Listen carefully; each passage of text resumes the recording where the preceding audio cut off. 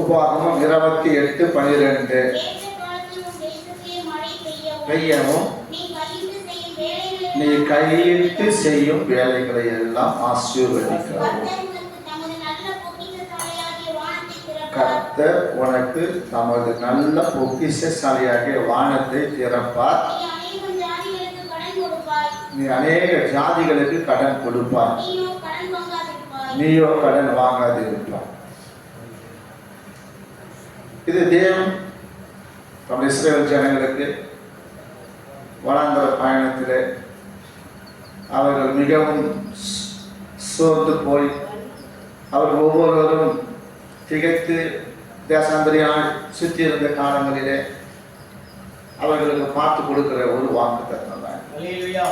அந்த ஜனங்கள் சோர்வடைந்து போய் தேசாந்தரியால் சுற்றி அவர்கள் விடாய்ந்து போய் 40 வருஷம் சுற்றி கொண்டே இருக்கிறார்கள். அவர்கள் விடாய்ந்து போய் இப்படி விடாய்த்து போன நேரங்களில தான் அவங்களை அவர் திடப்படுத்த முடியாது, சோர்ந்து போய் கிடந்த மக்களை பலப்படுத்தும்படியாக அவர்களை உற்சாகப்படுத்தும்படிக்கு ஒரு வாக்குத்தத்தத்தை தந்து ஆசீர்வதிக்கிறார். இப்படி அப்படியே நீங்கள் அந்த அதிகாரத்தில் நீங்கள் வாசிக்கின்ற பொழுது 1 நீங்கள் வாசித்து வந்தீங்கன்னா தெரியும், சில வசனம் வரையில் அது சொல்லப்பட்டு இருக்கும்.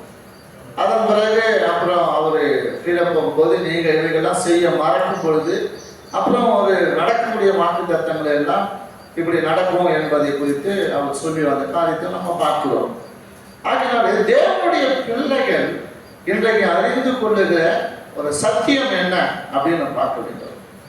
தேவன் அவங்க கொடுக்கிற வாக்குத்தத்தத்தை அவர் நிச்சயமாய் அவர் என்ன செய்வாரு, அவர் செய்வார். நிச்சயமாய் அவர் என்ன செய்வாரு, செய்து அவர் என்ன செய்வாரு, நிறைவேற்றுவார்.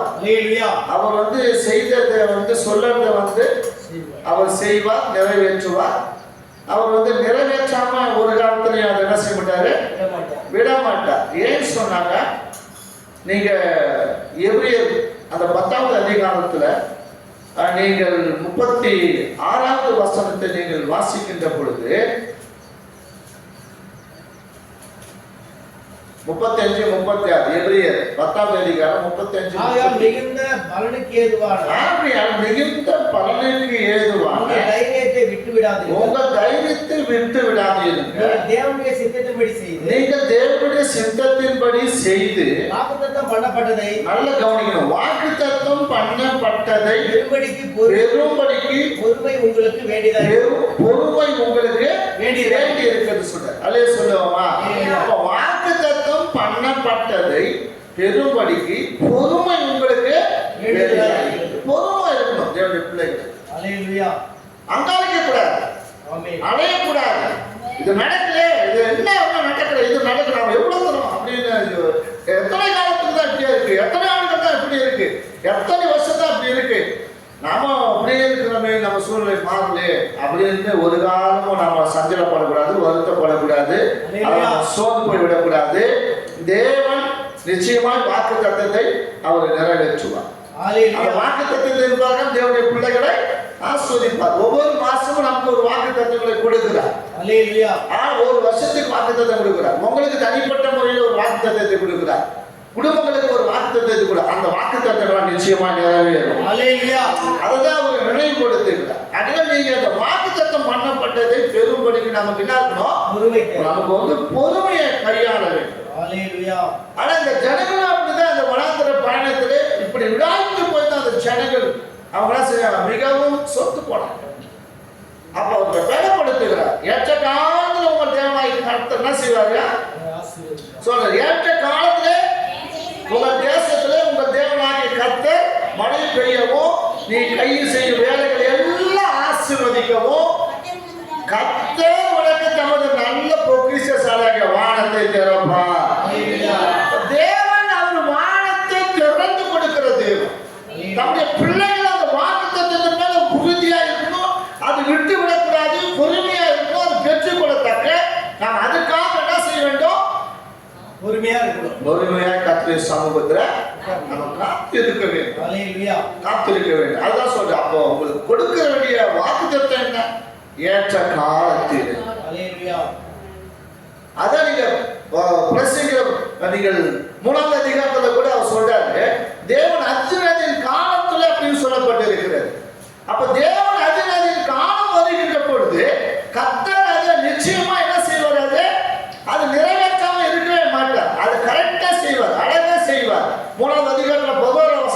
வாசிக்கின்ற பொழுது அவர் சகலத்தையும் அதில் பிரசங்கி 3:11 வாசிக்கும் பொழுது அவர் சகலத்தையும் அதினதின் காலத்திலே நேர்த்தியாக செய்திருக்கிறார். சொல்றாரு, அவர் சகலத்தையும் அதின் காலத்திலே நேர்த்தியாக செய்திருக்கிறார்.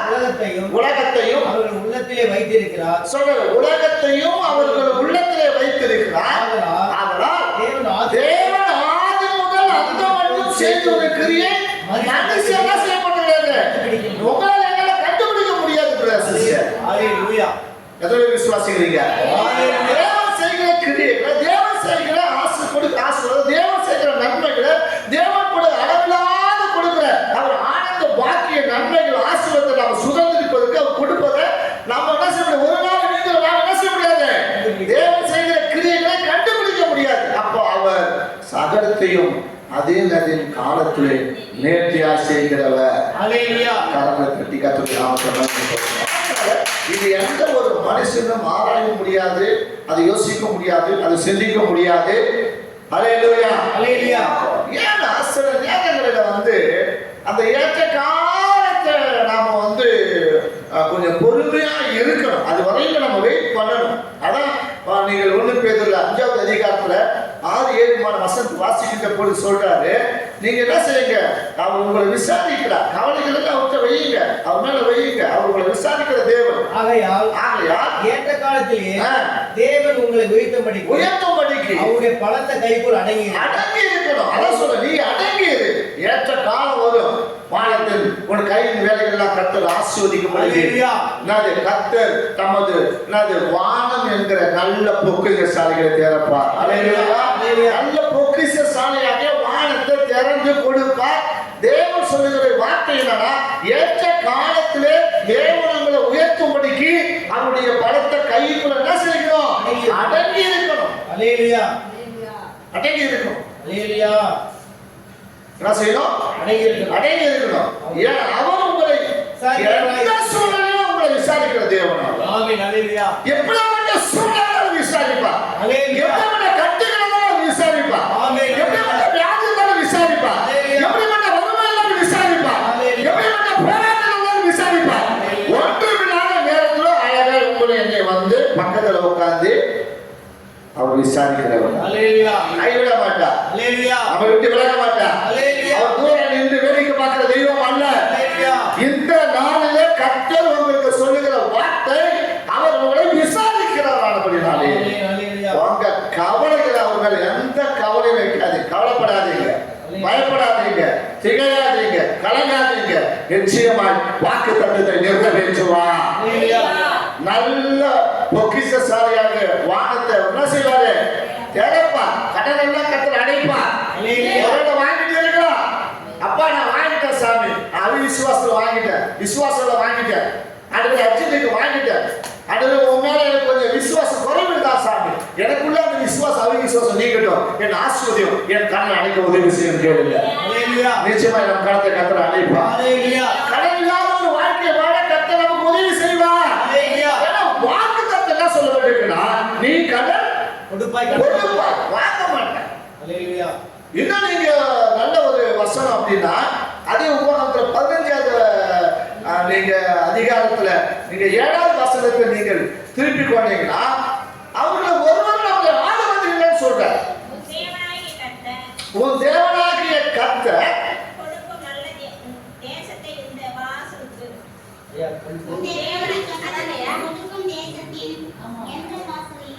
இல்ல இல்ல இல்ல இல்ல நீங்க 6வது வசனம் வாசித்து, உன் தேவனாகிய கர்த்தர் 15:6 வாசித்து அப்புறம் கீழே வாங்க. உன் தேவனாகிய கர்த்தர் உனக்கு சொன்னபடி உன்னை ஆசீர்வதிப்பதினால் அநேக ஜாதிகளுக்கு கடன் கொடுப்பாய், கடன் வாங்குவதில்லை, ஆளுவாய்.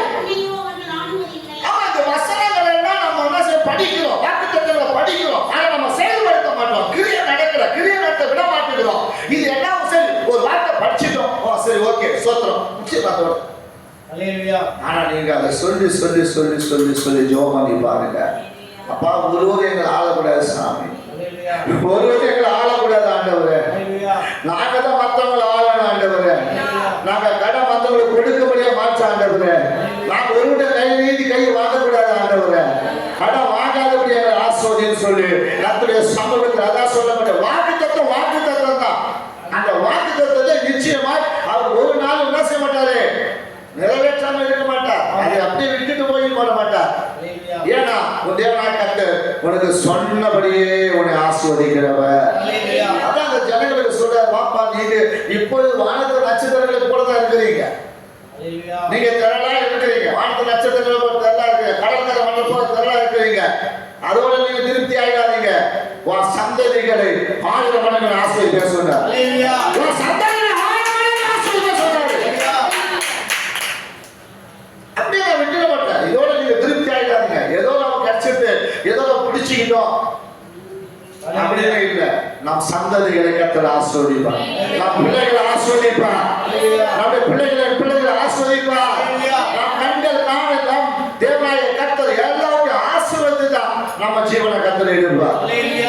ஏன்னா ஒரு வாக்கு அப்படிப்பட்ட வாக்கு அது ஒரு நாள் வராது, மாறாது. அப்போ அவருடைய பலத்தை அதை பெற்றுக்கொள்ளணும்னா நம்ம என்ன செய்யணும், அவருடைய பலத்தை கையில் என்ன செய்யும், விசாம கழுகுகளை போல நீங்களும் நானும் செட்டைகள் அடித்து எழும்புவாங்க, புதுகளை நடையும் வரையில நீங்களும் நானும் அவருடைய கரத்துல என்ன செய்யணும், பேசாம காத்திருக்கணும், அடங்கி இருக்கணும். அப்படி அடங்கி இருக்கிற பிள்ளைகளுடைய வாழ்க்கையில தேவன் பறக்கும்படி செய்வார், எழும்படி செய்வார், உயர்த்தும்படி செய்வார். உன மேன்மையான மகத்தான் ஆசீர்வாதங்களை கர்த்தர் நடத்துவார். இருக்கிறது அதை நிறைவேற்றுகிறவர் எப்படிப்பட்டவர், உனக்குள்ள எனக்குள்ள இந்த உலகத்தில் இருக்கிற காட்டிலும் நமக்குள்ள வாசம் பண்ணுகிறவர், நமக்குள்ள உலாவுகிற தேவன், நாம அவருடைய பிள்ளைகள், நாம அவர் தேவன். அவர் நமக்கு தம் தேவன் தகப்பன், நம்ம தம்முடைய பிள்ளைகளை கர்த்தர் ஆசீர்வதிக்க மாட்டார். இந்த 10வது மாசத்துல வந்திருக்கிற நாமம் நிச்சயமாய் நீங்கள் ஒரு எதிர்பார்ப்போடு ஆண்டவர்கிட்ட கேளுங்க. அடங்கி இருக்கணும், கொடுத்துதான் இருக்கிறார். ஒண்ணு இல்லாத நீங்க, ஒண்ணு இல்லாத வெறுமையா இருந்தோம். யோசிச்சு பாருங்க, யோசிச்சு பாருங்க, யோசிச்சு பாருங்க. நானும் ஒண்ணு இல்லாத வந்தேன். நான் ஊழிய தாரணிக்கு போது கையில ஒண்ணுமே இல்லை. குமாரி அவங்க அண்ணெல்லாம் வந்து இந்த பாஸ் இன்னும் மூளை இல்லை, அவருக்கு ஒன்றும் லூஸு, அவருக்கு அறிவு இல்லை. எங்கள் அப்பா எங்கள் அம்மா போட்டு அவர் போய் மயக்கம் நடக்கிறாரு, பீச்சு மயக்கம் நடக்கிறாரு. இந்த வனாந்தரத்தில் இந்த ரோட்ல என்ன வியாபாரம் நடக்க போகுது அப்படின்னு என்ன நடக்க போகுதுன்னாரு. இந்த இடத்துல இன்னும் வாங்கி போட்டு ஒரு 10,000 ரூபாய் கருத்து வாங்கி போட்டு அப்படி பாஸ் வேலை அங்கே எங்கேயும் போய் கருத்து வாங்கி வந்து கொடு அல்லே சொல்லுவோமா? சொல்லுங்க. ஒண்ணு இல்லாம நம்ம தேசாந்தரையா சுத்தி கண்ட நம்மள, தேசாந்தரைகளா இருந்த நம்மள அல்லே சொல்லுவோமா? நிலைப்படுத்தி அந்த இடத்துல ஒரு பைசா கூட கடன் வாங்க மாட்டேன், பீட்டர் வந்த பிறகு கடன் வாங்க மாட்டேன்னு அந்த வியாபாரத்தை கர்த்தர் அன்னைக்கு 2013 10,000 60,000 70,000 80,000 சம்பாதித்தவங்க அதே இடத்துல, அதே வனாந்தரத்துல, அதே பைபாஸ் ரோட்ல தான். அதே சொல்லுவோமா? ஒண்ணும் இல்லாத இடத்த கர்த்தர் ஆசீர்வதித்தா தேவனை ஆசீர்வதிக்க மாட்டாரா? அன்னைக்கு இருந்த வாக்குத்தத்தம், அன்னைக்கு இருந்த அழைப்பு, அன்னைக்கு இருந்த தரிசனம், அன்னைக்கு இருந்த அர்ப்பணிப்பு, அன்னைக்கு இருந்த ஜெபம், அன்னைக்கு இருந்து கொடுத்தது, அன்னைக்கு கர்த்தருக்காக நம்மளை தியாகம் பண்ணிருந்தது. அப்போ நம்ம எல்லாருமே கர்த்தர் நம்மளை கற்றுக் கொடுத்ததாக நம்மளை அர்ப்பணிக்கும் போது அதை செய்தார். இன்னைக்கு நம்ம பின்னால அந்த அர்ப்பணிப்பை மாறிவிட்டது, அந்த திட்டங்களை மாற்றி விட்டாரு. இப்ப இவங்க அந்த திட்டத்தை தான் மாத்துறாங்க. ஒருத்தவங்க அடங்கி போய் பேசாம சொல்றாரு, நீ அடங்கி இது. ஆதியாகமம் 14 8 9 10 பாருங்க. திட்டத்தை மாத்தாது. யார் எதை சொன்னா யார் சொல் வச்சு கேட்காது. யார் உங்களை திட்டினாலும், யார் உங்களை நிந்தித்தாலும், யார் உங்களை துரத்தியாலும் அதெல்லாம் பார்க்காத. பேசாம நீ அடங்கி இரு. அதான் சொல்றாரு. கரெக்டா கேட்க, எங்க இருந்து வருகிறாய், எங்கே போகிறாய் என்று கேட்டார். ஓடி போகிறேன் என்றார். திரும்ப போய் அவள் கையின் கீழ் அடங்கி இரு என்றார். நோக்கி உன் சந்ததியை மிகவும் பெருக பண்ணுவேன், அது பெருகி எண்ணிவிடாதா இருக்கும் என்றார். கரங்களை பயன்படுத்துவோம். எத்தனை பேர் விசுவாசிக்கிறீங்க? எத்தனை விசுவாசிக்கிறீங்க? அப்படியே தேவன் ஒரு சந்ததி எண்ணிவிடாதா இருக்கும்படி கர்த்தர் ஆசீர்வதிப்பார். அடங்கி இருக்கணும்.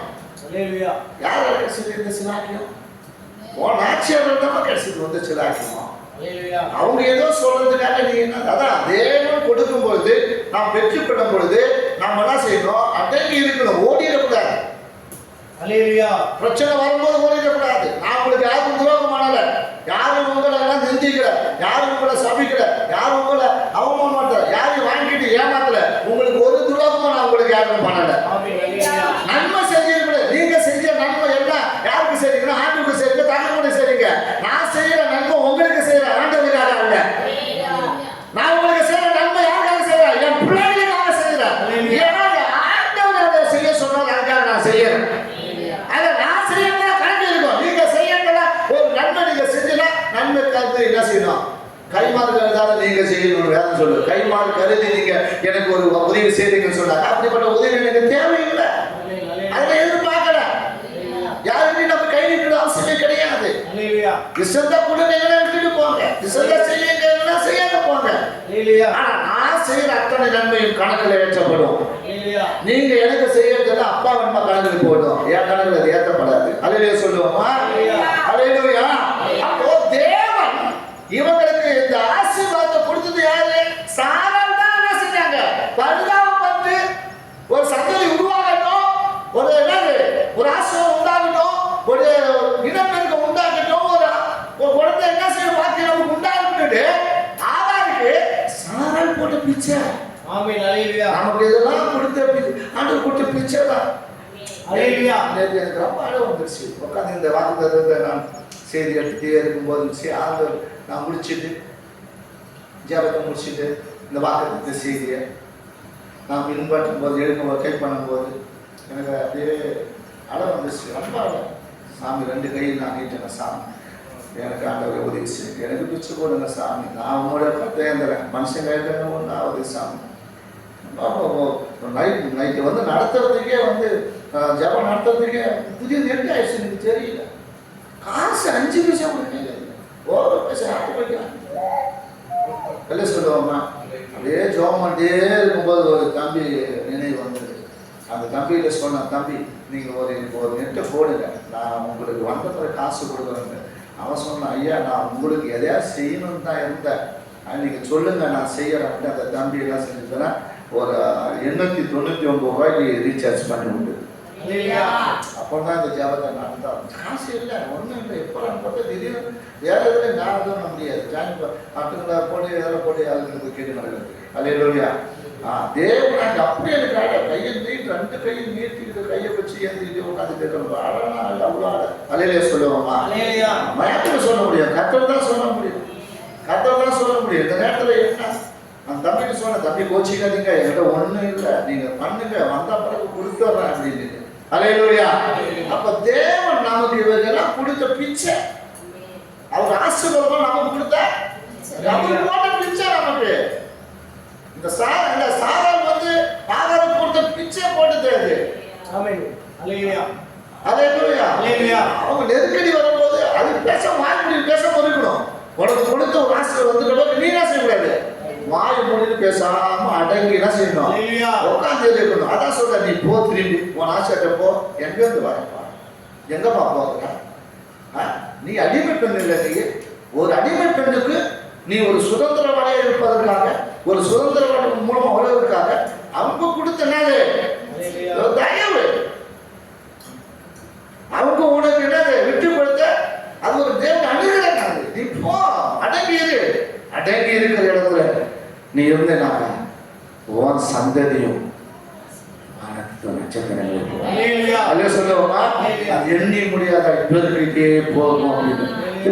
அது போல நாம் இங்கிருந்து போகும்போது அல்லேலூயா முடிவு, அப்பா நான் எந்த சூழ்நிலை உங்களுடைய கருத்துல அடங்கி இருக்கிறேன் சாமி, உங்களுடைய கைக்குள்ள அடங்கி இருக்கிறேன் சாமி. அந்த ஆதாரத்துக்கு போன போல நான் என்ன செய்யறேன், இங்கிருந்து போகும்பொழுது உடைய கைக்குள்ள என்ன செய்யறேன், அடங்கி இருக்கிறேன் சாமி அப்படின்னு நீங்க ஒரு இங்கிருந்து போகும்போது ஒரு உடன்படிக்கையோடு கூட, ஒரு பொறுத்துணையோடு கூட கடந்து போய் பாருங்க.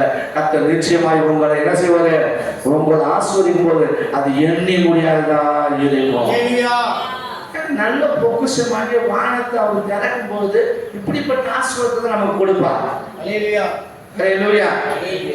நாம வந்து சில நேரங்களில் யோசிக்கணும். கர்த்தர் எந்த நிலையில் நம்மளை ஆமா வச்சிருந்தார். அதை பார்த்தோம்னா ஒரு நாள் நம்ம இடறி போக மாட்டோம். அல்லேலூயா. நம்ம விட்டு விலகிட மாட்டோம். அல்லேலூயா. நம்ம எண்ணத்தை பிரிமான்களை கொண்டு வருகிறோம் என்பது அல்ல, எண்ணத்தை கொடுக்கிறோம் என்பது அல்ல, யாரை பார்க்க வந்திருக்கிறோம் என்பதுதான். அல்லேலூயா. நாம் அறிந்து நாம் செயல்படுந்து நாம் என்ன செய்ய வேண்டும்? யோசிக்க வேண்டும். அல்லேலூயா. என்ன செய்யணும்? யாரை என்ன செய்யணும்? யாரை பார்க்க வருகிறோம் என்று யோசித்து சிந்தித்து என்னது அறிய வேண்டும், செயல்பட வேண்டும். அப்ப நம்ம எண்ணத்தை கொடுக்கிறோம், எண்ணத்தை கொண்டு வந்திருக்கிறோம், எண்ணத்தை கொடுக்கிறோம், எதை கொடுக்கிறோம், எப்படிப்பட்டதை கொடுக்கிறோம், அது முக்கியமே கிடையாது. அது ஒரு அங்கம் தான், ஒரு பாட்டு தான். நம்ம தெய்வம் கொடுத்தா நம்ம கொடுக்கிறோம், அதே தான். நம்ம யாரை பார்க்க வந்திருக்கிறோம் என்று நாம் அறிந்து யோசித்து நாம் அறிந்தோமானால் செயல்படுவோமானால் கர்த்தர் நிச்சயமா நம்ம என்ன செய்வாரு? ஆனந்த பாக்கியம் அடிப்படை செய்வார், ஆனந்த சந்தோஷம் அடிப்படை செய்வார். வாசிக்கலாம் மத்திய சுவிசேஷம் 10:11.